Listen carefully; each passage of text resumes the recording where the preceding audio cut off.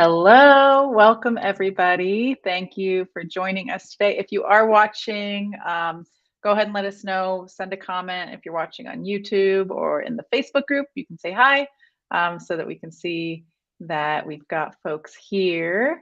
And that would be great. We're here with Joe Casabona today, so we'll jump into that in just a minute.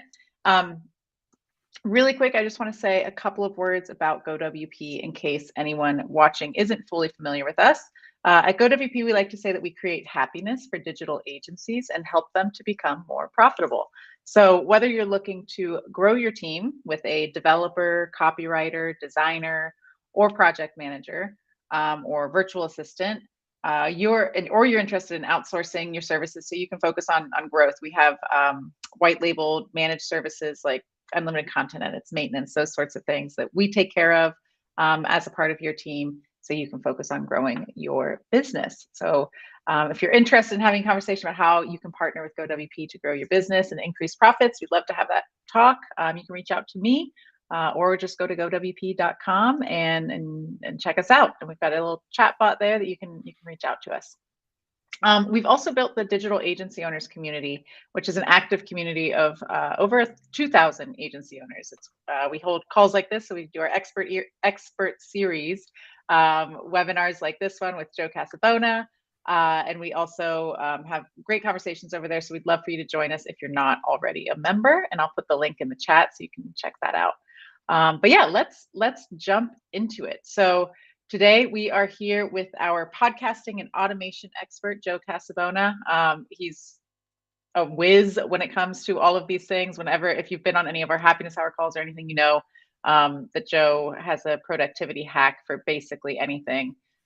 He can help you out with that. And he's a master podcaster. So he's really the go-to guy, our go-to guy for all podcasting and automation questions. So we're really lucky to have him here. So thank you, Joe.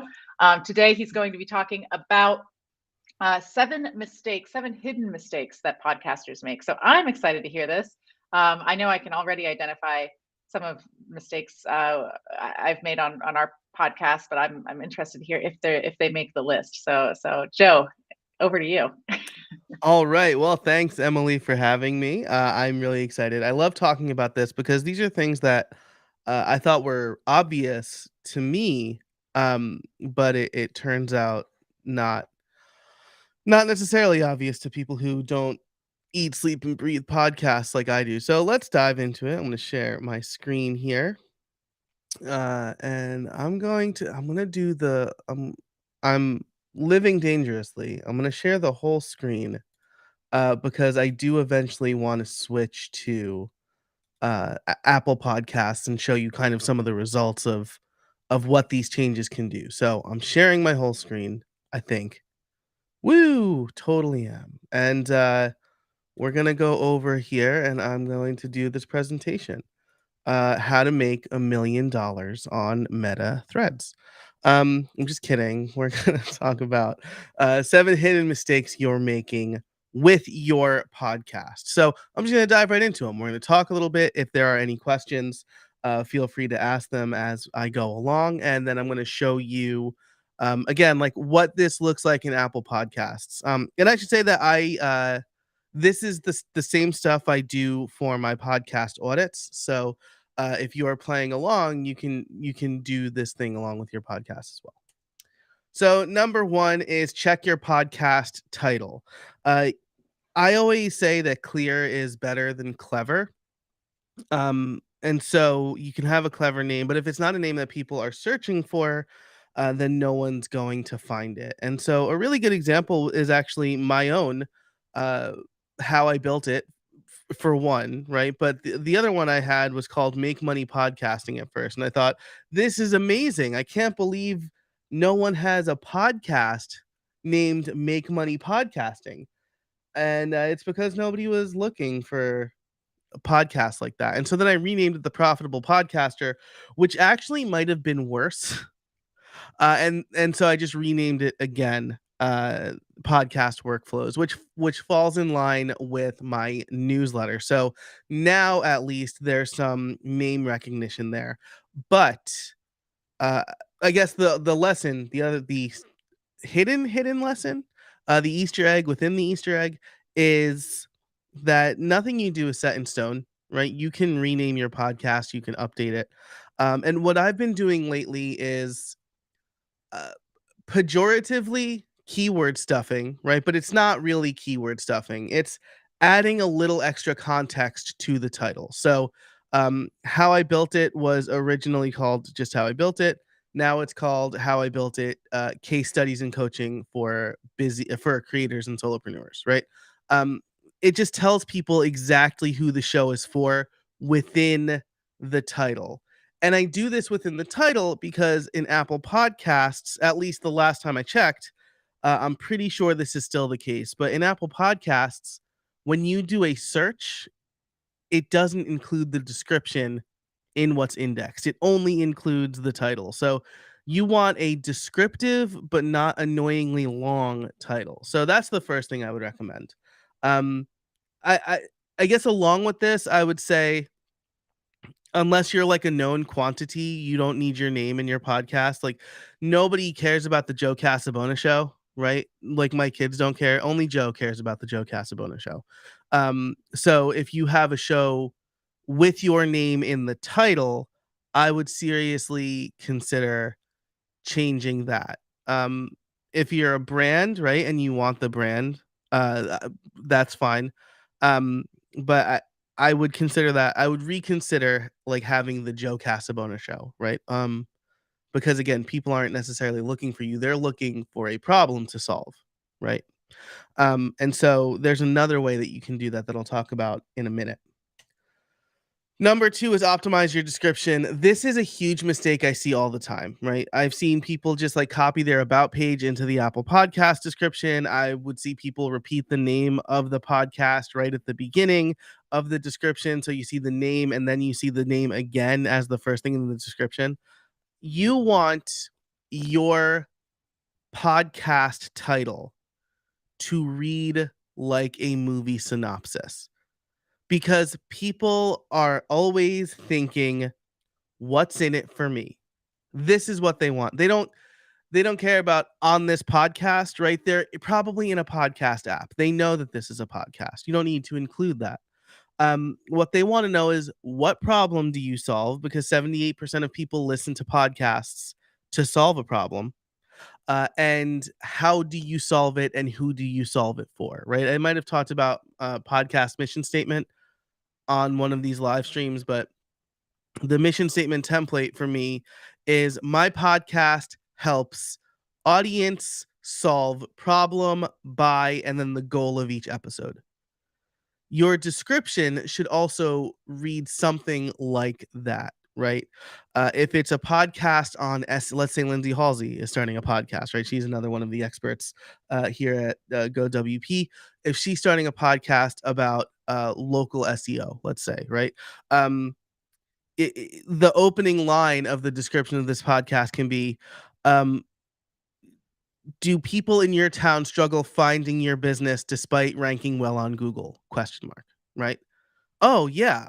I mean, like, people traveling or people from New York City might find my store, but, like, people in my town of Denver don't. What's going on with that, right? Then she might go on I didn't ask Lindsay about this, she's the first person that came to my mind. Um, then she would go on to say, "You need to do X, Y, and Z to optimize locally." Listen to Pathfinder SEO podcast. I didn't double check any of this stuff either, so I think this is all right. Double check Pathfinder SEO podcast or listen to Pathfinder SEO podcast to get the best insights and tips from industry experts on how to rank locally. Emily can correct me on this. I don't know if they focus strictly on local SEO, but that was just the topic I picked for them. I know they do SEO. Um, so this is what you want your description to look like. You want someone to read the description of your podcast and then go, I need to listen to this podcast because it helps me. So that's description. The other thing you want to do is update your artwork, right? Most people find podcasts and podcast apps. And so when they search for something, they're just hit with a wall of artwork, right? It's like going to the bookstore and just seeing a bunch of um, book spines, right? Or book covers. You want yours to stand out.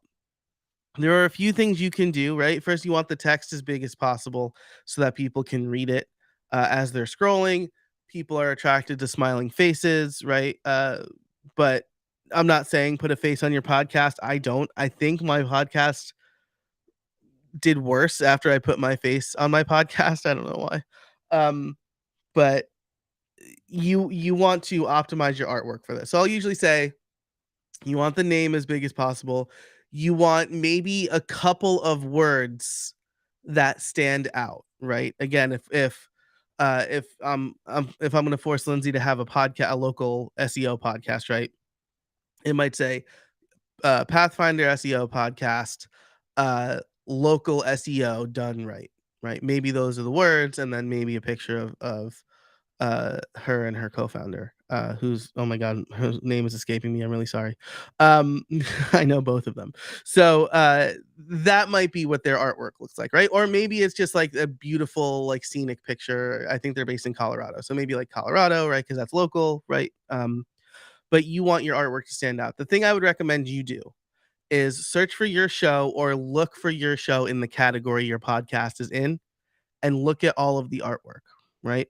In the business podcasts, it's like brooding dude, arms folded, name looking intensely or whatever, dark background, right? How do you stand out on that, right? If you go to the politics podcast, it's like the same thing. It's like person looking very serious at the camera and then like name of podcast. How do you make yourself stand out on that page? Optimize your number 4 is optimize your episode titles and descriptions. This is the same thing. You want someone to come across an episode and be enticed to listen to it. You want that to read like a movie synopsis as well. So what you don't want is episode number colon guest name. That is boring, and no one cares about the episode number. I guess this is like my tough love section of this, but no one cares how many episodes of your podcast you have. And most people probably don't care about the guest. Some people will and definitely include the guest name. But instead, you want to have, again, the problem this episode solves, right? Um, why local SEO is different in Amarillo with Johnny Amarillo. It's terrible. The name that works, I guess. Oh, now I'm from Amarillo. Like, why does local SEO work differently here, right? So that's the title, right? The episode number is probably going to be displayed anywhere in somewhere in the podcast app anyway, right? So like that is not important information to anybody except you and the podcast app. And then the description, right? Most descriptions start with, in this episode, guest name tells us about. In this episode is redundant. We already have guest name somewhere in the title. So now we're seeing the guest name twice. And that doesn't hook me, right? What hooks me would be something like, is this the way to Amarillo, right? Because that's a song. That's an obscure song reference. Question mark, or something better that I'm maybe not thinking of off the top of my head. But it's a hook that gets people to listen, right? I remember the last time I was in Amarillo, I was standing outside a dark apartment and I wasn't sure where to go. What? Why? And then you get into kind of what the episode's going to talk about and why the person should listen.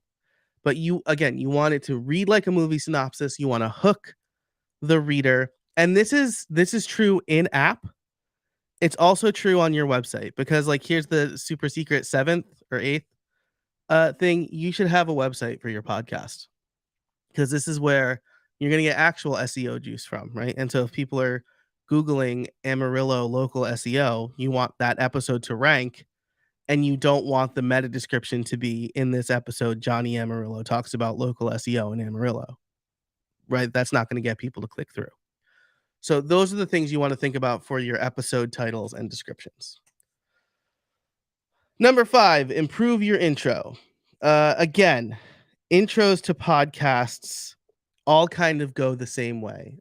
So like a small aside here is that you should be editing your podcast, right? No one wants to hear a raw, No one wants to hear the raw conversation. And this is this is something I hear from my students and I hear from other people who hire me like, oh no, people want to hear like that's what Joe Rogan does. And Joe Rogan has 11 million listeners per episode. 11 million downloads per episode. When you get to be as big as Joe Rogan, you can do the Joe Rogan things. But until then, you need to edit your podcast because you need to tell a story. And the thing that will get people to listen to the story is an intro that hooks them. So a podcast that does this especially well is History Daily by Lindsey Graham, not that Lindsey Graham. He's a really great storyteller, and he has a daily history podcast. And he could just say it could be a 2-minute episode, right? On this day in history, Napster was founded, right? That's today's episode. But it doesn't start like that. It starts with 18-year-old Sean Fanning was sitting in his dorm room. He had been coding for hours. He just took a sip of his soda. And then there's like a burp in the background. There's crumpling paper. There's a can crunching. He's been staring at a new app he's built called Napster that will help people download music from their friends without having to buy albums. Whoa, I know about Napster. Sean, this guy just painted a picture in my head, right? That sort of thing is what's going to get people to listen. So if you're thinking, oh, I have a business podcast, you still have a story to tell, right? You have, Johnny Amarillo remembers the first time he was trying to find a local restaurant in Amarillo. I really wish I hadn't gone with Amarillo for his last name too. Jimmy Gore remembers the first time he was looking for a restaurant in Amarillo. He was frustrated because even though he knew he was close to the downtown, Googling for something came up with no results. He was finding stuff in Houston and Dallas because Joe thinks that Amarillo is in Texas, I'm pretty sure. But he couldn't find anything near him. Frustrated, he gave up and just kept on walking. What happened to Jimmy Gore? Like, why did he where did he find out where he was going? And then you can go into like how important local SEO is for your business, because maybe you just lost a customer. Jimmy Gore could have walked into your restaurant. So if you do like a cold open that entices people to keep on listening, that will be a lot better than, hey, everybody, welcome back. I'm here with Johnny Amarillo. He's going to tell us about local SEO in Amarillo. Johnny, tell us, who are you and what do you do? We're off to a boring start because Johnny's going to be like, what do? I don't know. I help people with local SEO, right? Like that's going to be, we're already off to kind of a rough start, right? So you want the cold open, you want to entice people to listen. I know I spent a lot of time on that part, but I think this is like a thing that people can improve, right? Pull a good quote from your guest or tell a story like that, and you've hooked somebody in the first 30 to 60 seconds because that's all you really have when someone starts listening to an episode after they find you. So your intro is super important. Along with that, number 6, have a clear call to action. Most calls to action are there's too many of them and they're too confusing. Rate us on iTunes, right? iTunes is not the app anymore.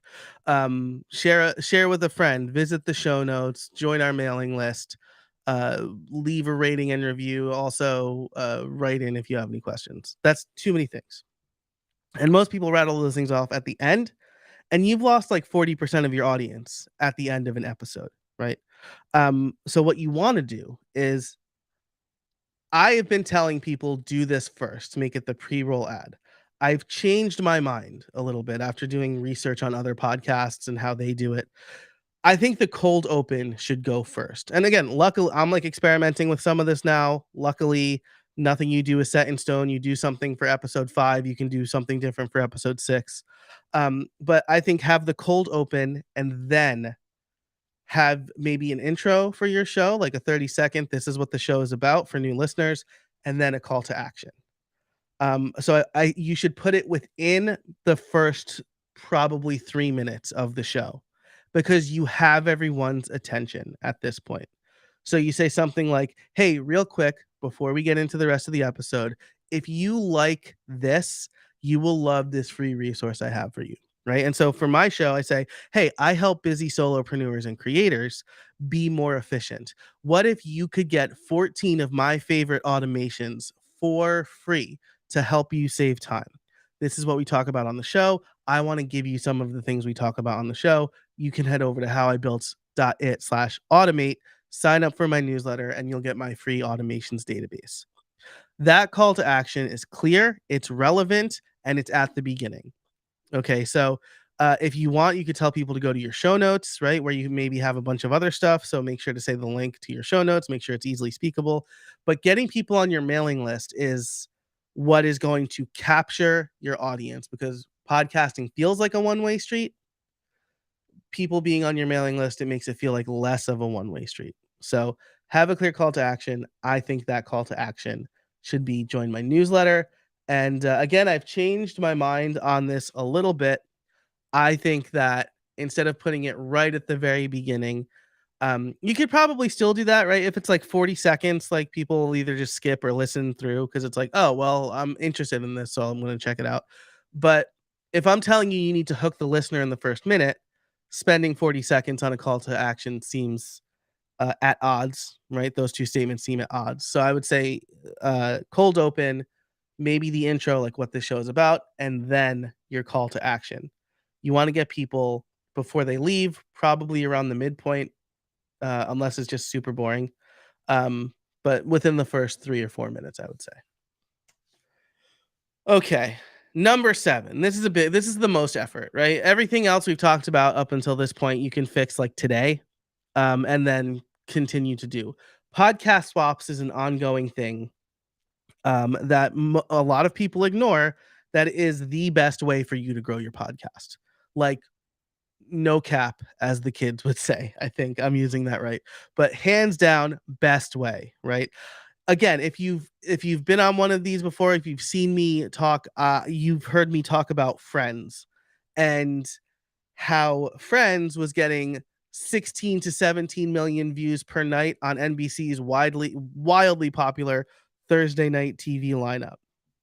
And that sounds like a lot, but all you had to do back in the 90s was be in front of a TV when you wanted to watch that TV show, right?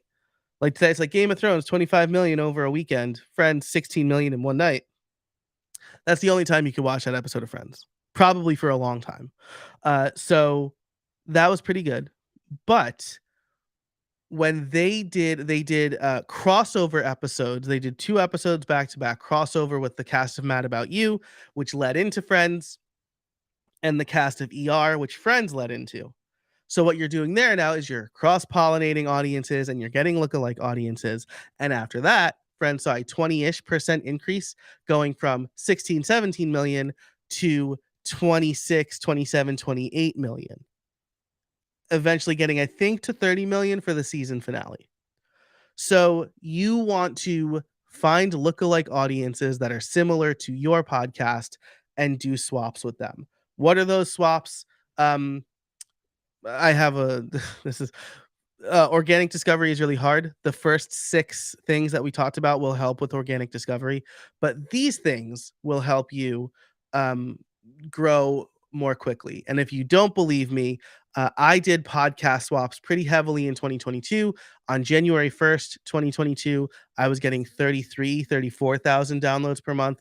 On December 31st, 2022, I was getting 74,000 downloads per month.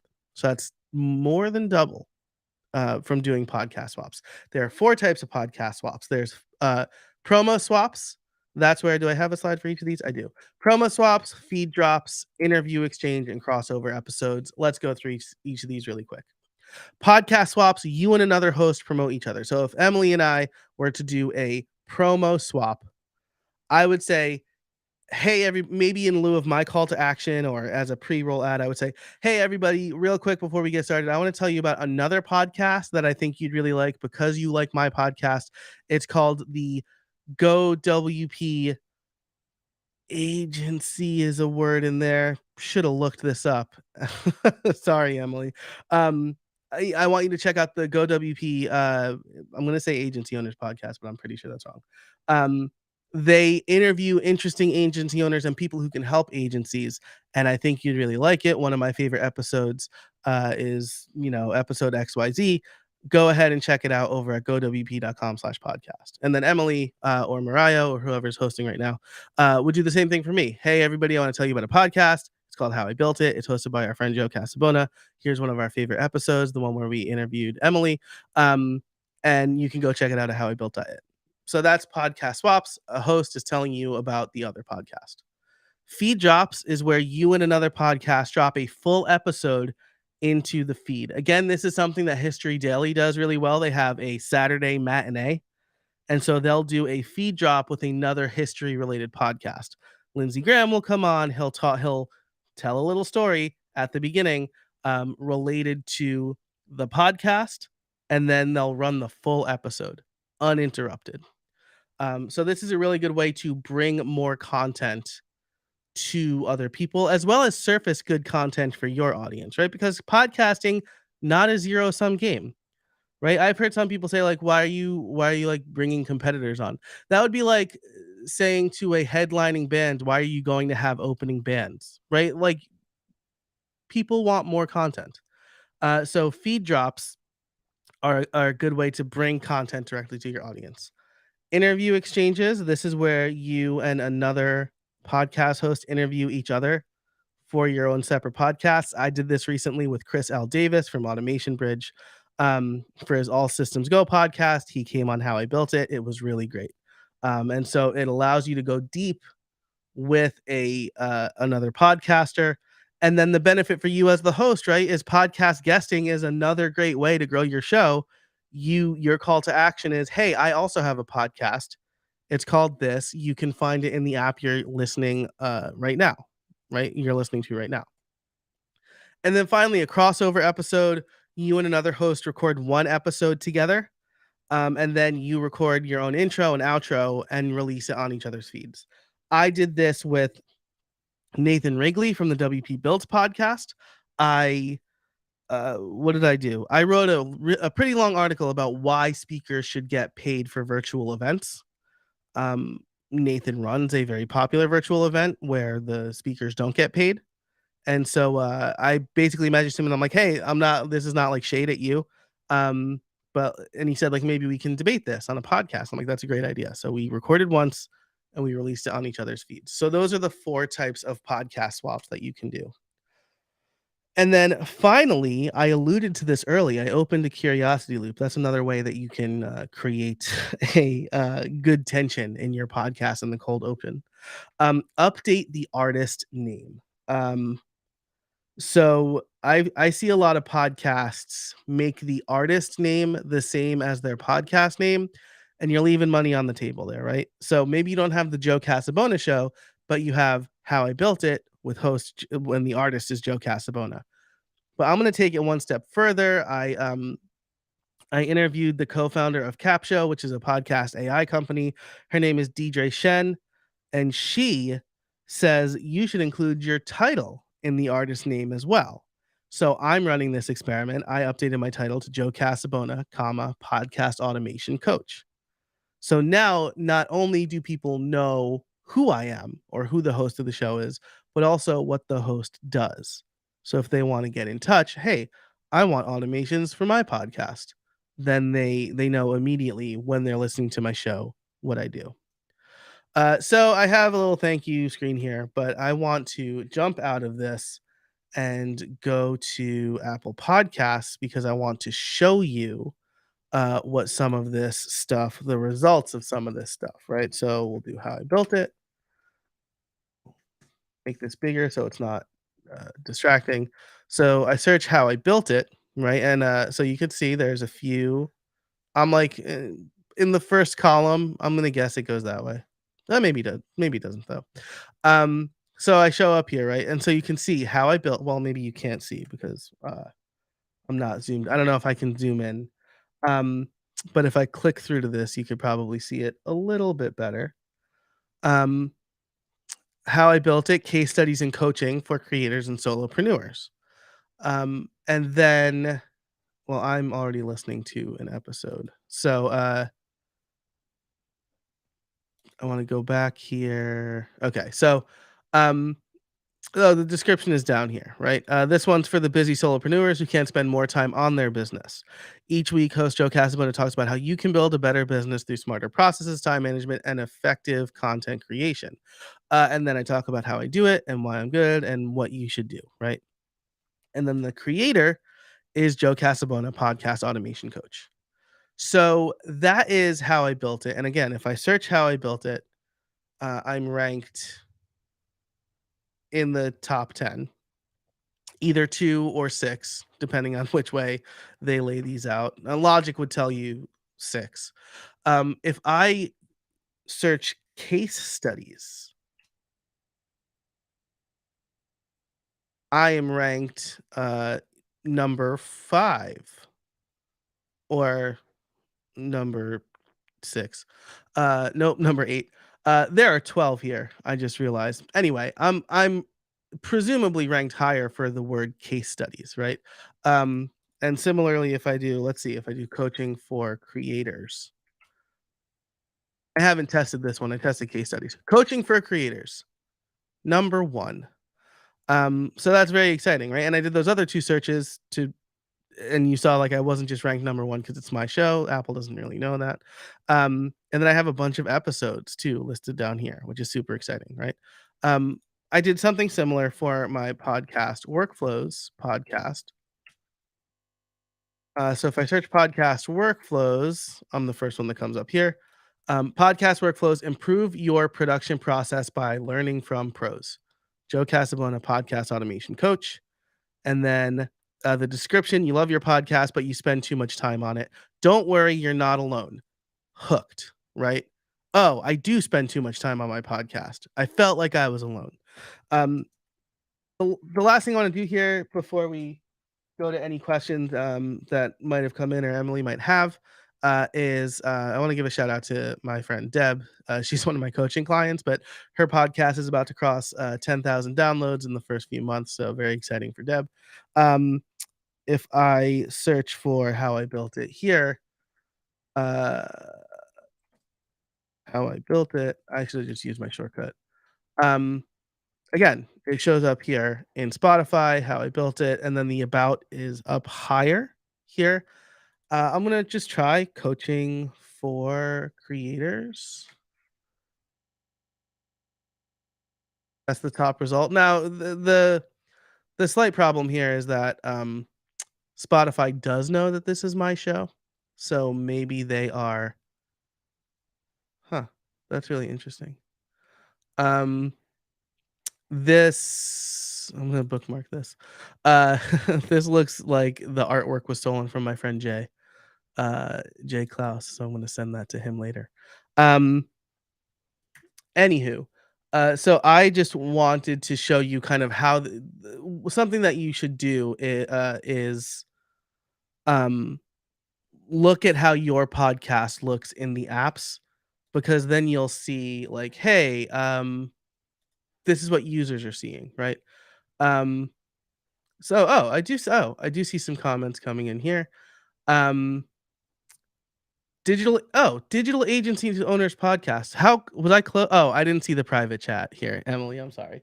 Um, I was close though. I think I forgot the word digital. I can't see any of this when I'm screen sharing, which makes perfect sense. But those are the things that I had. There's a couple of other things that are not on that I didn't have on the slides, that I might recommend you do, right? Like, and I kind of alluded to this. Don't ask, um, who are you and what do you do? That is a very rote and boring question most of the time. Sometimes it's good, right? It's like you do so much, like how would you describe it? But you want to get to the good stuff as quickly as possible. And so you can include the biographical information in a cold open, which is what you should do anyway, because it's going to be more concise, right? Joe Casabona is a podcast automation coach who helps solopreneurs save 40 hours per month by improving their podcast processes. That is a lot more concise than if somebody asks me, "So, Joe, who are you and what do you do?" "Oh, well, I do a lot. You know, I used to be a web developer. I got into that when I was 14. But lately I've helped people with podcasts," right? I wouldn't say the 40 hours thing because that's like a bio that I wrote and not how I actually talk. So, you if you have a guest, give the biographical information yourself. And then um don't open with that first question. Open with diving right into if I'm Lindsay and we're talking about Johnny Amarillo, um I might say, so Johnny, what is the deal with local SEO in Amarillo? And then he could dive into his diatribe on why local SEO is sorry to people in Amarillo, Texas, by the way. I just picked that because the song is stuck in my head. Um, and so that was just the first one that came to mind. Also, sorry, Lindsay, if I've put you on the hook for a podcast now. But you want if you have a guest, you want them to get into the stuff they're really passionate about as soon as possible, because you want your listeners to start getting takeaways as soon as possible. So that's what I would say there. And then the other thing is that you do want to tell a story, right? So I see a question here from Amy. What are your favorite questions to get to the juicy stuff when you're interviewing someone? This is a really good question, and it's going to change per guest, right? What I would recommend you do is two things. You need to do a little bit of research, right? I've heard people say, like, I don't do any research. I want to be surprised right when my guest is. And I say I've heard people say that because I used to say that, right? For the first 150 episodes of my podcast, I made all of the mistakes that I just walked through here. It was like episode blah with blah. It was in this episode, we're going to talk to blah blah about blah blah. And then I would say, hey, blah blah, tell us who are you and what do you do? Um, so what I would recommend is you don't have to do a ton of research, right? Again, my friend Jay Klaus, who has the podcast Creator Science, he says he wants to be surprised. But he also says like he usually has people on and he's already familiar with their work. What he doesn't want it to do is sound like a profile. And that makes perfect sense, right? You're not making a documentary about this person. You are having a conversation. So you want to strike the right balance. So what I would say is do a little bit of research to figure out their area of expertise and the things that they talk about. Um, and the things that they talk about. Then do a pre-interview. Andrew Warner and some other podcasters will say like you need a completely separate pre-interview different from the day you record. I mean, I have my pre-interview for about 20 minutes before we actually record. It's a nice way to get warmed up. It's a nice way if you don't know the person to chat. We literally chat about the weather first. Usually, if I don't know the person, I'm like, so like, where are you from? What's the weather like there? Cool. I'm from New York, but I keep my accent on a low burn. And then that usually opens things up. And so, Amy, to get to the root of your question, it's doing this research and knowing the stuff that they're passionate about and then having a pre-interview where they get warmed up a little bit to make them more open to answer interesting things, right? So you're talking and maybe you say, "Hey, I like to be just like super transparent on this podcast. Are you comfortable sharing real numbers with us?" Right? And that's the kind of stuff that that would get you to the juicy information, right? So you wouldn't just come out cold and be like, "So how much money did you make last year?" Well, like somebody literally asked me that in one of my talks. They're like, "So how much money do you make?" I'm like, "What? Like that's not even relevant to this talk. It's a little inappropriate. I don't know you." But if you say, "Wow, like so your business has been going for 7 years, but you've really started to pick up steam in the last 2. How has that impacted your revenue? Are you making more money? How has it impacted your life?" Right? Like those sort of questions that can pull things out. Um, those sort of things will pull real information out, right? And it's more about trust and comfort than it is about asking the hard hitting questions, right? And so like I do this a lot. So anytime I go on a podcast and someone's like, "Is there anything that's off limits?" I'm like, "I'm a pretty open book. Like, don't ask me like the address of my kid's school or whatever, right?" And that's fine. But like anything about me and the topic we're talking about, like that's I'm pretty open on that, right? So that it's more about comfort and knowing a little bit about your guest going into the interview. Um, it says Facebook user here. I'm gonna guess it's Zach because I see Zach in the Facebook chat. How can I stop being so boring on dev chats? Um, that's really funny. I can't vouch for that. For the boring part, I can't speak to if you're boring, or not. But I think that that's about making guests more comfortable too, and being a little bit prepared, right? Because when you are unprepared, and I'm not saying you are, full disclosure, I have not listened to dev chats, at least not in a while. Um, if when you're unprepared, you vamp a little bit and then you start to lose energy. And you know what? Like the camera steals energy and the microphone steals energy. So you've got to be like a little higher than you normally would to come across as normal anyway. But if you have a guest on, you want to warm them up a little bit. And like Zach, man, I mean, I was a developer too, and I would interview developers. Sometimes it was like pulling teeth getting developers to talk. So like you want to make them comfortable, you want to gauge them a little bit to see like where their comfort level is and kind of adjust. But tell stories. Stories are a great way to not be boring. Um this is a worry for all hosts. Yeah, Emily, absolutely. This is a worry for all hosts. Um have anecdotes. So I'll tell you the things that people have told me I'm really good at, right? Analogies is one. I'm really good at analogies. I know this. But also, someone said, you always seem to have a story ready to go. And that's true. I actually have a swipe file in my notes app of various stories I think I could tell, right? And I try to relate those stories to stuff I'm talking about. So, if psychology and demeanor come up, I can talk about the time I almost got robbed in Chicago, right? If we're talking about um, community and uh, like how you can form bigger bonds, I could better bonds with the people you work with. I could talk about when I went on Kairos in high school, or I could talk about the time we went to this lake house with this group of students in a student group I was part of. And so if you have some stories holstered that are pretty well rehearsed, um, then you can do a good job of not being boring, keeping the people interested, right?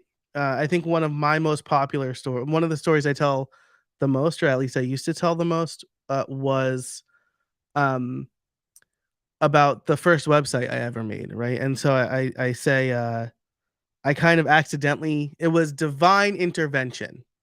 Me becoming a web developer became divine intervention, right? So just those words, like what can he possibly mean? Making websites was an act of God, right?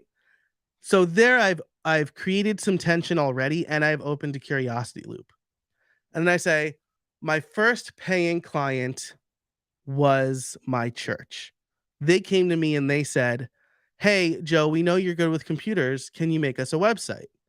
And at first I said, "No, I don't know how to make a website." And then they said, "We'll pay you." And I said, "Yes, I can make a website for you." And they paid me 200 whole dollars for that website back in 2001. So like having stories like that ready to go can make you seem less boring. Amy's asking a really good question. Do you tell your own stories if you're interviewing a guest, or do you want them to bring their own stories? You want to try to keep it pretty focused on the guest, I would say. Um, if the guest is interesting. And this is again where research and pre-interview come in, right? Because and I've made this mistake before. I did like 7 interviews in 2 days, where 5 of those interviews were on the same day. And the fourth one I don't feel was very good because I was getting pretty fatigued and the guest just kind of answered the questions more directly. And so in that case, I would paint a bigger picture with more context for this guest to maybe expand or expound, talk a little bit more about the topic, right? And this is where your skill as an interviewer comes in. And this is something that you only do by interviewing more. So I would say, like, don't hog the mic, tell relevant stories when possible, for sure, right? Because the other, what hidden mistake are we on? Number 9. The other hidden mistake that people make, especially with interview shows, right, is that they're not using that to build their own authority at all. And your audience knows, likes, and trusts you if they're coming back to listen to your show. So you want to keep leveraging your own podcast for your own authority. And so when you have guests contribute, right, you're having a conversation, and a conversation is usually a back and forth. So yeah, maybe a couple of stories here and there. You don't want to be talking the whole time though. Because people feel that too. Like, and especially if someone came to listen to the guest, or the guest is like, well, this is just a waste of time. It feels like you're just using me for prompts. That doesn't feel great. So it's kind of a delicate balance. And again, it kind of depends on the comfort level. It's all this. These are all very annoying answers, right? Because it's like a lot of it depends. But um, that same day, I also interviewed Tim Stoddart of Copy Blogger, and he's great. I didn't even have to ask him any questions. Like, I just would prompt him with a couple of sentences, and then he would just tell amazing stories. And so I think that it depends on the guest, and kind of doing a vibe check right in the beginning to see where the guest is at should determine for you how many stories you should tell, and what else you should bring to the table. I think anybody should just have like 4 or 5 stories that they can tell, right? Because if you're going to go on podcasts, you're the guest, you want to have these good stories. The best advice I've ever gotten is that when you think your guest is done speaking, wait. The best nuggets come when you wait for more. This is great, right? So this is my friend Mike Pacquione. He's a speaking coach, and an amazing one at that. Um, he talks about how we don't sit in silence enough, and silence is what helps things land. First of all, right? So the guest makes a point. Just take a minute, not a whole minute, not a literal minute. That's a long time. But take a few seconds and let it land, because now people are thinking about it. And then the other thing, right? This is also a negotiation tactic, right? Where the first person to speak loses. So like in general, I think we should be more open to silence. But that's a great point. Thank you. I'm going to assume Zach again. Yes, Zach. That's a really great point. Let's see. Did I miss any questions here? I'm really far away from the mic now. Sorry about that. Oh, how much of a priority should a podcast be to make it worth pursuing as a growth strategy for your business? Dang, I'm going to assume Emily asking this. What a great question. This is a great question. Who was that speaking coach you just mentioned? Mike Pacquione. So I want to get that answered before I go into this, because I have a lot of opinions about it. Mike Pacquione, if you go to howibuilt.it/standby, I interviewed him on my podcast. He's amazing. Oh man, I don't have the episode number readily available here. 302. howibuilt.it/302. You can find his links and also my interview with him. howibuilt.it/302. Mike Pacquione, he's awesome. He's like I consider him a friend now. I've known him for about a year or so. Super smart. Coaches every speaker at Craft and Commerce. He's coached like Amy Porterfield. He's coached athletes and Olympians. Awesome. Okay, so how much of a priority should a podcast be to make it worth pursuing as a growth strategy for your business? This is tough because it's going to be different for everybody, right? But I think that a podcast can serve, if done right, if the planning is done right, it can serve as a couple of different things. So, first of all, it's content. You're creating long form content when you create a podcast, even if it is a 5 to 10 minute podcast, right? A 10-minute podcast is like, I don't know, 1,500 words in blog post form, maybe. And so you're creating long form content. If you have your video on, even if you don't release the full video, you have the opportunity to create short form video clips for those first, TikTok and um, Instagram and YouTube shorts, right? So on one level, it doesn't need like you don't need to get a lot of downloads on your podcast for you to get ROI in other areas, right? Because maybe you interview a guest on local SEO in Amarillo and you think, wow, this is really good content that will help other agency owners. I'm going to take this podcast and turn it into a blog post, right? And if you're thinking about GoWP, Emily, I know this great agency that has uh, uh, dedicated copywriters and content writers that you can hire to take a blog post or to take a podcast and turn it into a blog post. Um, so that's on one level, right?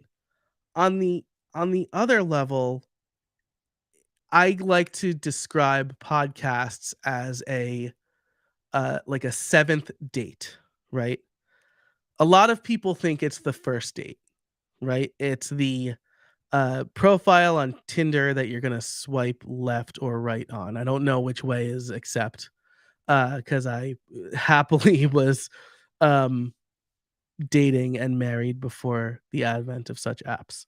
Um, but people think a podcast is a first date when it's actually like the seventh date.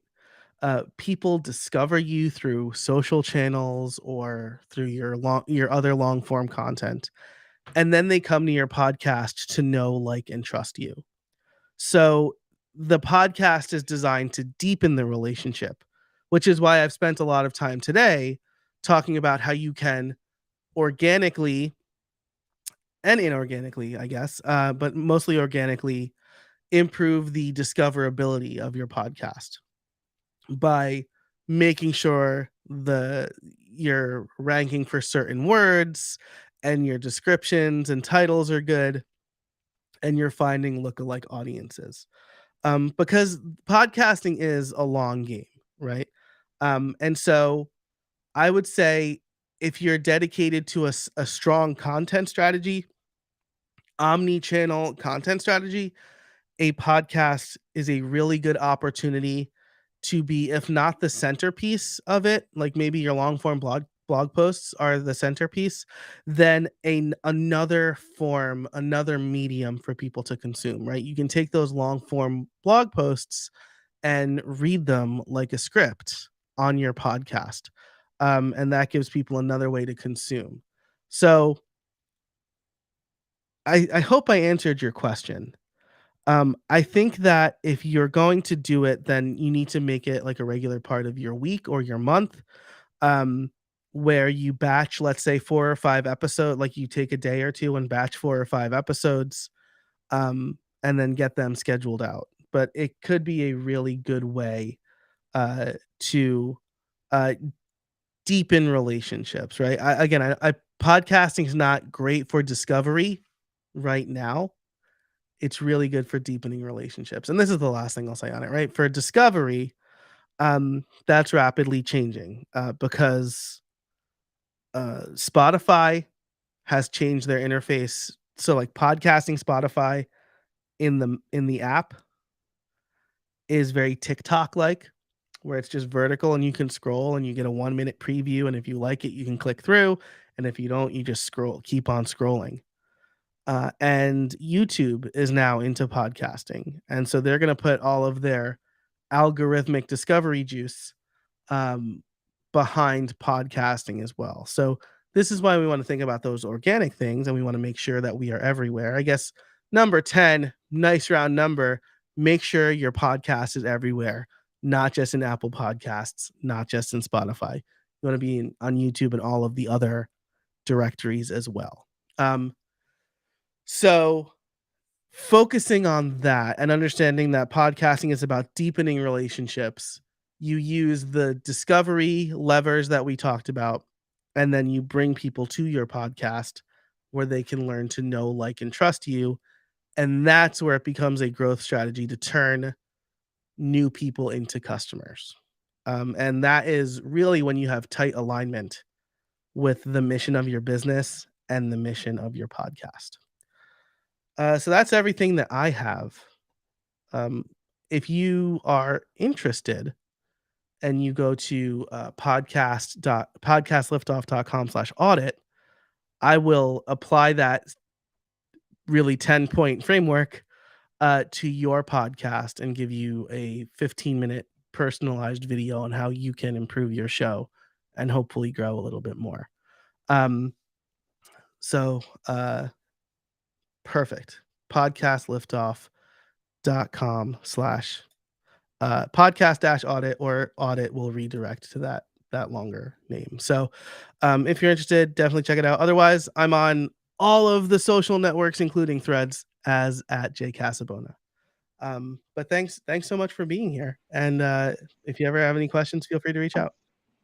Thank you so much, Joe. That was great. And I tried to get when I typed in the audit, it redirected podcast/audit. But yeah, audit/audit works as well. So you can go to podcastliftoff.com/audit to check that out. That was so great, Joe. Really great. I felt like, and thanks to everyone who showed up, because I felt like we were kind of having a conversation there in the comments, which was fun. So I really appreciate everyone who was able to attend live today and engage in the chat there. It was really, really great and made for some really helpful guidance from our podcasting expert, Joe Casabona. So thank you, Joe. My pleasure. Were some of the things you had in mind addressed in these? They were, because that's what I always struggle with. We try to do so much as marketers or business owners, and you always want to be doing the most and making sure your time is well spent also, right? So a podcast is an undertaking, and to do it well, it's going to take some time, especially in the start, right? And then once you're able to batch, like you were talking about, and put some processes in place, it gets easier. But yeah, that's the concept I always struggle with, how much are we going to prioritize this podcast, and is it worth it? And yeah, so that's something to wrestle with in your mind. But I love having you in our community, and your great advice and guidance is always so helpful. So thank you. Thank you to everyone who was able to join today, and we'll be back next month with more from Joe. Awesome. Yeah. Thanks, everybody. Thanks, Emily. I'll see you soon.